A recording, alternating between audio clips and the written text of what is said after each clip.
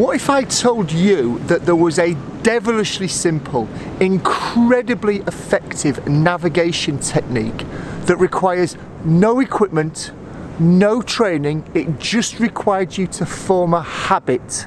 Would you be interested in finding out what it was? If you would, keep watching. Hi folks, I'm Craig Taylor, and as always, a huge thanks for joining me here on my YouTube channel, the Bushcraft Padawan. Before we dive into the specifics of this technique, let me just park the map and compass to one side for a second. Forget about navigating, forget about being out in the sticks with a map and compass navigating around.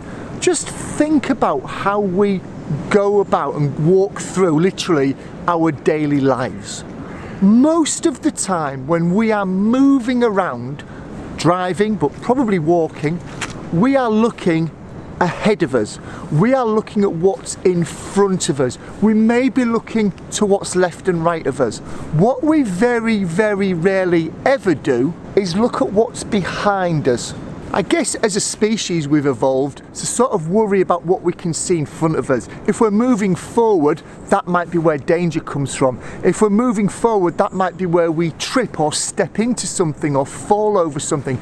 It makes sense logically why we spend a lot of our time looking forwards and not necessarily looking backwards.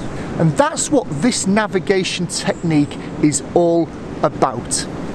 When you're navigating around, you usually have an idea, or you should have an idea, about what you can expect to see in front of you or off to your flanks, your left and right. What am I going to come across? What landmarks? What features? What is the ground going to be doing? What is the terrain going to be telling me? We're usually concerned about what is ahead of us, because when we navigate, we move forwards, don't we? We move forwards over meters, hundreds of meters, kilometers, miles, tens of miles. We're concerned about what is going to be ahead of us. And I think that is often a huge downfall when it comes to navigating. So here's this incredibly simple, equipment-free, training-free tip that I'm going to share with you. It just requires you to form a habit. And the habit is this. When you are navigating, whether it's in relatively close ground and close terrain like I'm in now, or whether you're out on the in the open mountains, the moors, the hillsides, things like that, every now and then, and particularly when your route changes at all, stop and just take a look behind you. Even something as simple as walking down a track, as I did en route to this location this morning. I stopped at several intervals. I looked at what was in front of me, and then I stopped and I turned around and I looked at what was behind me. And on some occasions it was strikingly different. The reason I'm telling you this is if ever you need to retrace your steps, if ever you get lost, if ever you think I'm unsure, I'm going to go back to my last known point, what you will essentially be doing is retracing your steps. You're not going to be walking backwards as I just did. Instead, what you're going to do is turn around and walk. What you will be seeing with a 180-degree, literally different perspective could be wildly different than what you were looking at as you were moving forwards.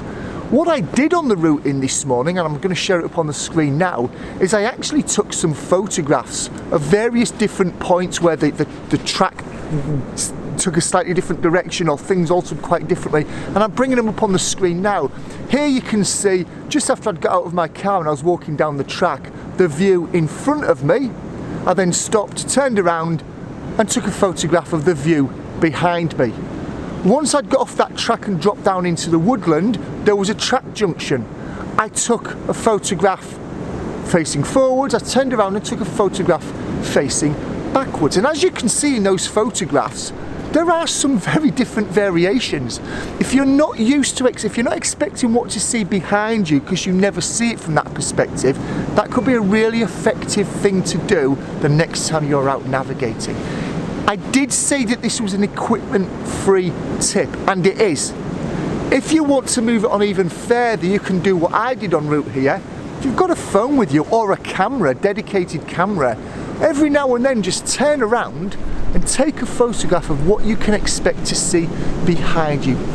Trust me on this. If you ever need to turn around and retrace your steps, it will be incredibly helpful to know what behind looks like as well as what in front looks like. A few seconds ago I just mentioned about stopping and retracing your steps. If you're interested in finding out the occasions where you do need to think about stopping as an important navigation technique, then check out this video that's appearing on the screen now. That will help to build upon what I've talked about in this video, and this video will help to build upon what I talked about in that video. If you're already a subscriber, as always, a massive thank you to you. If you're not yet a subscriber, then why not click on that red subscribe button in the bottom right hand corner of your screen, and I'll see you out again in the woods very soon. Cheers.